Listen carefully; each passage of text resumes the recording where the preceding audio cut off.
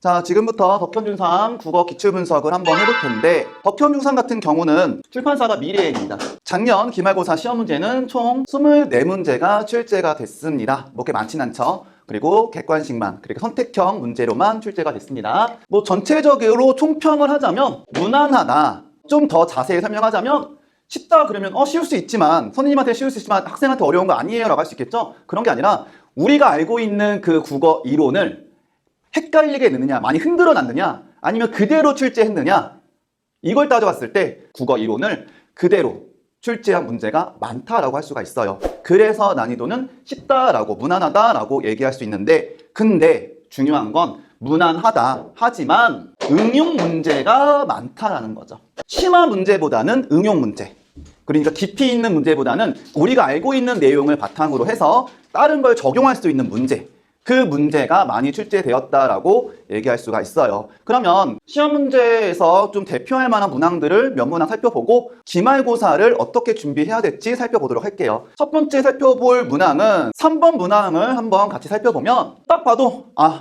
어렵구나 느껴질 수 있겠죠? 왜? 외부 작품들이 지금 출제가 된 문제입니다.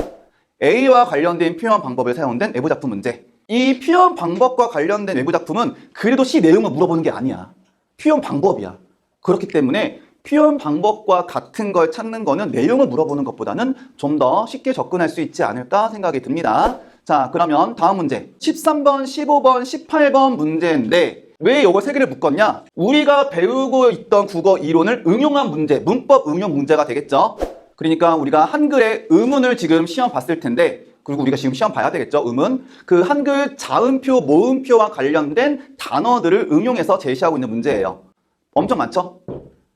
그런데 이 문제를 풀려면 우리 시험 범위인 한글 자음표와 모음표 꼭 숙지를 해야 돼요. 100% 똑같이 교과서에 있는 그 내용 그대로를 내가 그릴 수 있어야 돼. 그래야만 풀 수 있는 문제죠. 그러면 너희도 공부를 어떻게 해야 될지 좀 예상이 되겠죠. 다음 문제 22번 문제를 살펴보면 논증 방법, 우리가 알고 있던 배웠던 연역, 기납, 유추 이 세 가지 배운 부분을 응용한 문제죠. 연역법, 기납법, 유추의 뜻만 알아서는 안 되고 이 예문이 과연 무슨 방법에 사용되었는가를 우리가 찾아봐야 됩니다.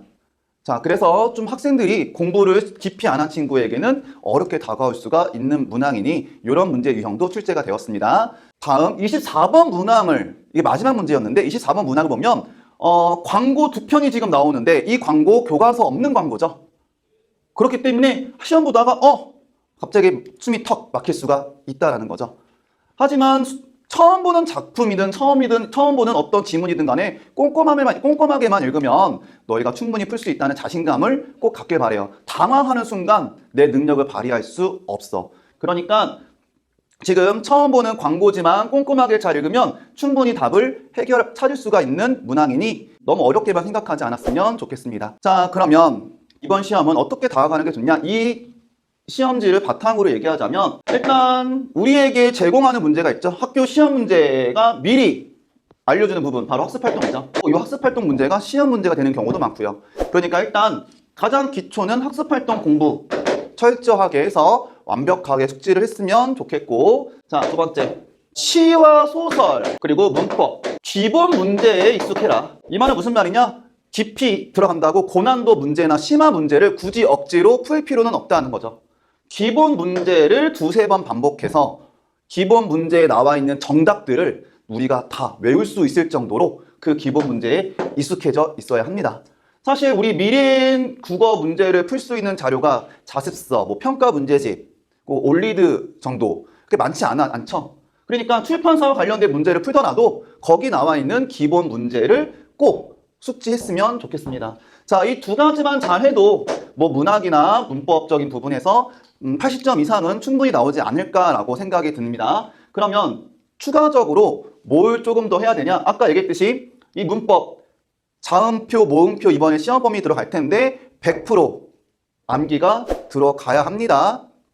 특징까지도 꼭 기억했으면 좋겠고요. 그리고 사실 덕현중 시험 문제가 그렇게 많이 어려운 편은 아니라서 학생들이 국어 시험 문제에 대해서 긴장을 안 하는 경우가 있을 텐데 고등학교를 준비하기 위해서는 어휘 이거는 당장 시험 범위에는 포함되지 않을 수 있지만 이 어휘 공부를 소홀히 하면 고등학교 때 크게 힘들어질 수 있고 이 어휘가 등급의 차이를 가르는 기준이 될 수 있다는 점 꼭 명심했으면 좋겠습니다. 자, 그러면 이상으로 덕현 중3 기출 분석 마치겠습니다.